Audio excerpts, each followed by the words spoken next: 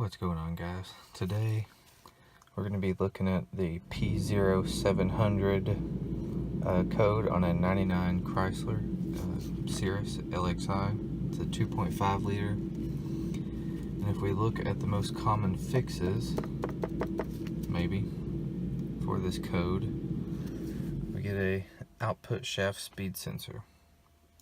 So that's what we're going to be replacing today. And I know for a fact that that's what's wrong with this car, so we're going to go ahead and change that. We're going to go outside the car so we can show you how to do it. So we are outside the car, and most Chryslers and Dodges for this sensor, you do have to go through the top. You remove the air box and all that goes along with it, and then it's right there. On this Cirrus LXI, it's a little different. We actually have to go through the fender well, so I'm going to show you that now and get this thing replaced.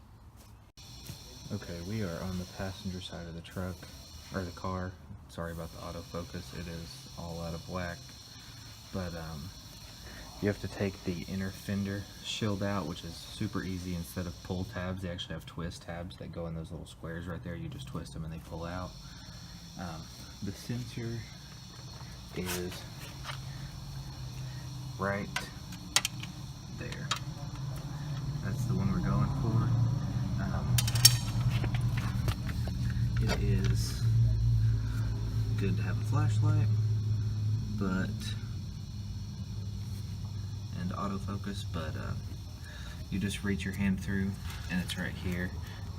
So I'm just going to take my thumb and pull this tab up and push the clip off, just like that. And then it's right here.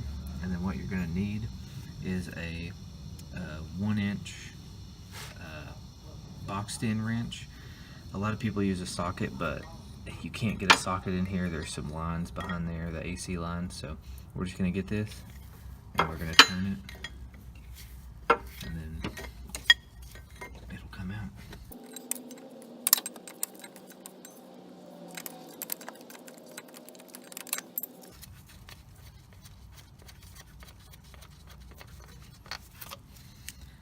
Okay, here is the old output shaft speed sensor.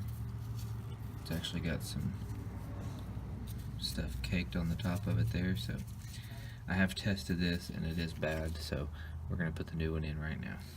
Okay, so this is the part number for the new sensor, S8023. It is a BWD part, and this is the new sensor. And what you want to make sure is that the O-ring from the old one is not still stuck in that hole. A good way to see that is this is the old sensor, and this does not have the O-ring. It's very easy to get these seals out of here. All you do is you stick your finger in and grab it out. You'll feel it in there. And now what we're going to do is put the new sensor in, and we're just going to stick it right here and fill that hole.